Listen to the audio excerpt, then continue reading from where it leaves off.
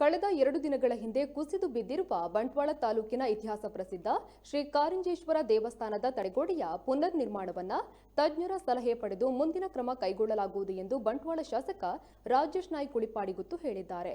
ನಿನ್ನೆ ಸ್ಥಳಕ್ಕೆ ಭೇಟಿ ನೀಡಿ ಪರಿಶೀಲಿಸಿದ ಶಾಸಕರು ಗಣಿ ಮತ್ತು ಭೂವಿಜ್ಞಾನ ಇಲಾಖೆಯ ಅಧಿಕಾರಿಗಳೊಂದಿಗೆ ಸಭೆ ನಡೆಸಿ ಮುಂದಿನ 15 ದಿನಗಳ ಒಳಗಾಗಿ ದೇವಸ್ಥಾನಕ್ಕೆ ಗಣಿಗಾರಿಕೆಯಿಂದ ಅಪಾಯ ಉಂಟಾಗಿರುವ ಗ್ರಾಮಸ್ಥರ ಆತಂಕದ ಕುರಿತು ಪರಾಮರ್ಶೆಯನ್ನ ನಡೆಸುವುದಾಗಿ ತಿಳಿಸಿದ್ದಾರೆ.